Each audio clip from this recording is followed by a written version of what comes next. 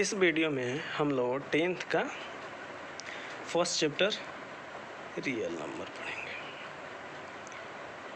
जिस तरह 9th में हम लोग जो रियल नंबर पढ़े हैं उसी को हम लोग आगे कंटिन्यू करेंगे, लेकिन इस क्लास में हम लोग रियल नंबर को दो इम्पॉर्टेंट रिज़ल्ट के हेल्प से पढ़ेंगे।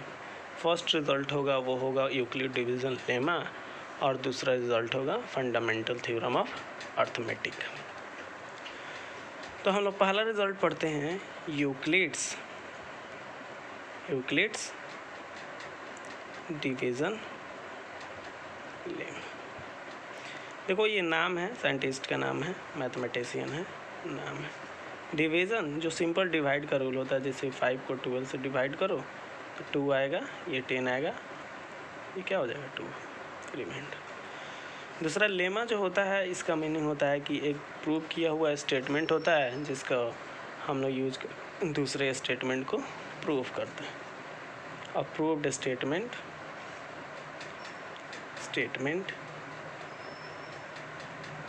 Use to prove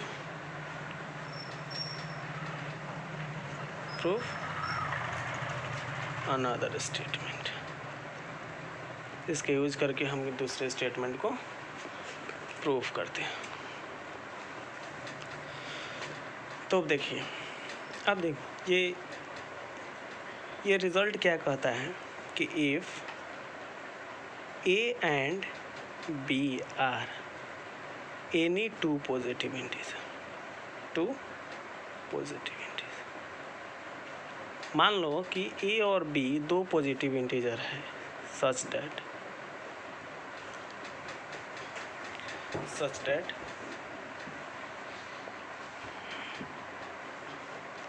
A is greater than B, इस तरीके से कि ये जो है वो बड़ा है किससे, बी से।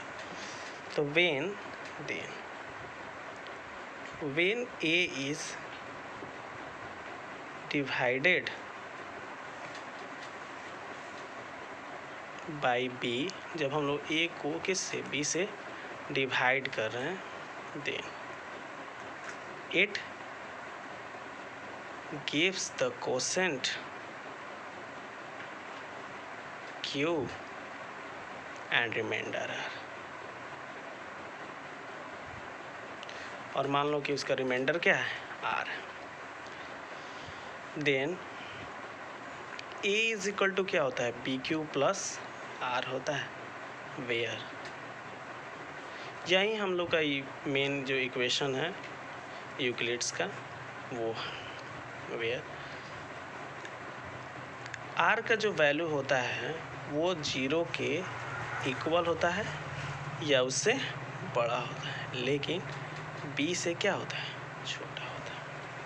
देखो यहाँ से फिर से रिपीट कर रहे हैं कि A जो है वो भी एक पॉजिटिव इंटीजर है, पॉइंट में नहीं होना चाहिए, नहीं फ्रैक्शन में, और B भी क्या है, ये दोनों पॉजिटिव इंटीजर है। और इस तरीक़ा से है कि A जो है वो बड़ा है B से। तो जब हम लोग A को B से हम लोग डिवाइड करेंगे तो उसका कोसेंट क्या हो रहा है, Q आ रहा है। जैसे यहाँ पे एग्जांपल लो ये, तो मान लो कोई नंबर आएगा, सब्ट्रैक्ट करने के लिए होना चाहिए ना, इतना टाइम से बजाएगा, तो BQ होगा, यहाँ पे मल्टीप्लाई करेंगे तो BQ होगा, और इसका क्या हो जाएगा, मान लो कि X आया और रिमाइंडर क्या आया, R आ जाता है, ठीक है। तो यहाँ पे देखो A क्या है, कंपेयर करते हैं, यहाँ A इज इक्वल टू क्या है, 12 दिया हुआ, ये हम लोग का डिविडेंड होता है, यानी कि जिसको हम लोग डिवाइड करते हैं। B क्या है, यहाँ पे B का वैल्यू 5 है, ये जो है वो डिवीज़र है। उसके बाद यहाँ देखो कोसेंट Q का वैल्यू 2 है, ये हम लोग का क्या है, कोसेंट, और R का वैल्यू R2 है, और ये हम लोग का रिमाइंडर। तो ये तो कभी भी देखिए यहाँ पे ये तो 0 अगर आ जाता है, यहाँ पे 0 अगर आ जाएगा तो ये परफेक्टली डिवाइड हो जाएगा और ये इसका फैक्टर हो जाएगा, लेकिन रिमाइंडर आता है और ये 5 के इक्वल भी होगा तभी परफेक्टली क्या हो जाएगा, पूरा फैक्टर हो जाएगा। इसलिए ये हमेशा इंटीजर के फॉर्म में आएगा और उसका आर का वैल्यू वो 0 के इक्वल आएगा तो फैक्टर हो जाएगा और उससे बड़ा होगा, लेकिन b से हमेशा छोटा होगा रिमाइंडर का वैल्यू। अगर इसके हेल्प से इसमें कितना वेरिएबल्स प्रेजेंट है, 4 है, 1 2 3 4। अगर कोई भी 3 दिया हुआ हो तो आसानी से हम लोग चौथा कैलकुलेट कर सकते हैं, फोर्थ वेरिएबल। जैसे कि सपोज करते हैं, एग्जांपल लेते हैं, फर्स्ट एग्जांपल लेते हैं दोनों।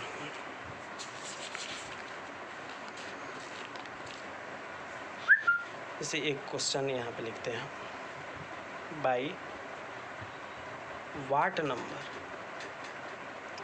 Number sold 1365 be divided to get 31 as quotient and 32 as remainder। तो बोला था 4 वेरिएबल प्रेजेंट है, तो पहला देखो 1 2 3 तो दिया, तो चौथा आसानी से कैलकुलेट हो जाएगा। तो चलो एक एक करके हम लोग पहले वेरिएबल को निकाल लेते हैं, सबको वैल्यू निकाल लेते हैं, सॉल्यूशन देखते हैं। सबसे पहले ही देखो हम लोग 1635 को डिवाइड करना है, तो डिवाइड कौन था, डिविडेंट होता, डिविडेंट को ही ना डिवाइड करते हैं हम लोग, डिविडेंट उसको ए लिए थे और कितना हो जाएगा 1365। दूसरा कौन सा था टर्म, डिवीज़र था, जिसका वैल्यू हम लोग बी लिए थे और उसका वैल्यू अननोन है, नहीं पता। तीसरा हम लोग का कोसेंट था, कोसेंट क्यू था और उसका वैल्यू क्या है, कितना दिया इसमें 31। एंड फोर्थ कौन था, रिमाइंडर आर, और इसका वैल्यू कितना दिया है 32। तो बी का वैल्यू तो जाहिर सी बात है 32 से क्या होगा, बड़ा आएगा, बड़ा आएगा। तो यहाँ देखो, बाई यूजिंग यूक्लिड्स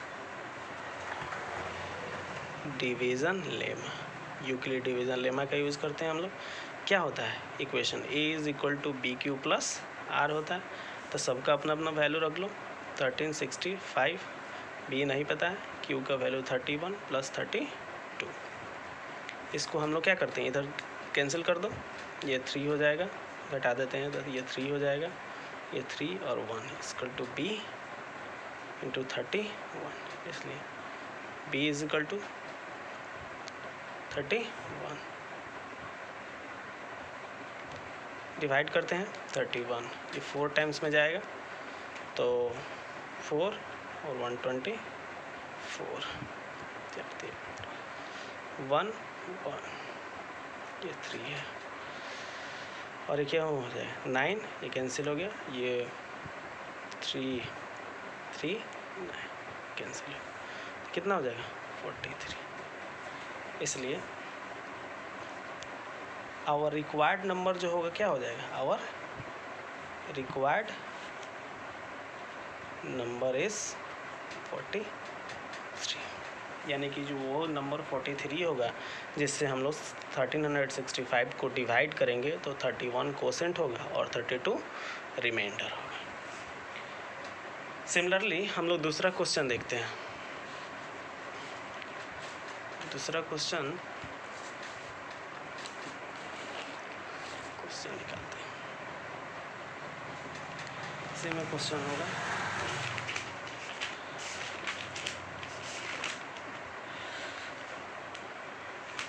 क्वेश्चन है और नंबर,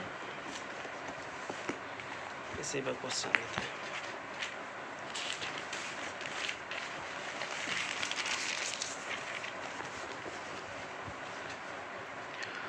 सेकेंड क्वेश्चन देखते हैं, a number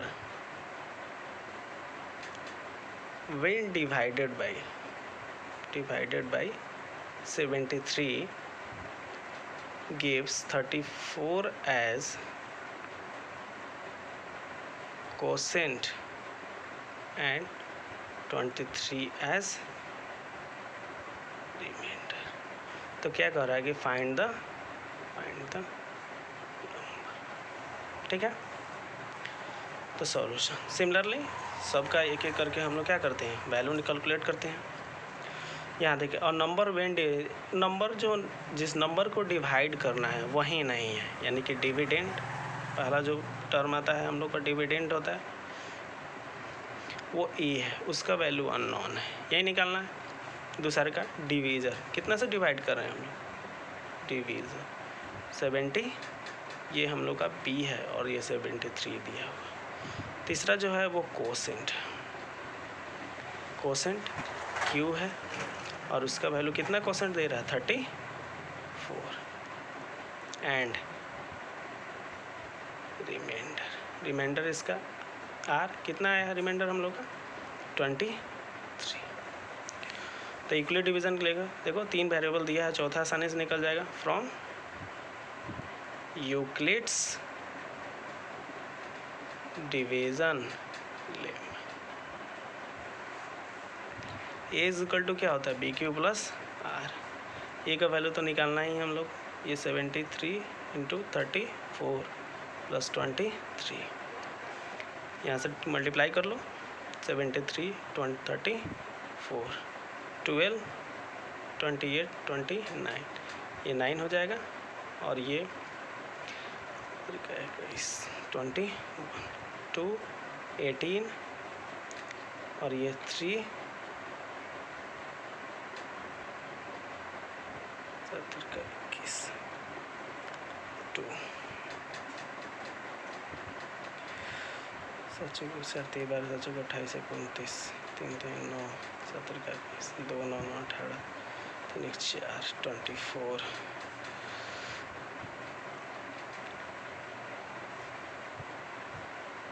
24 82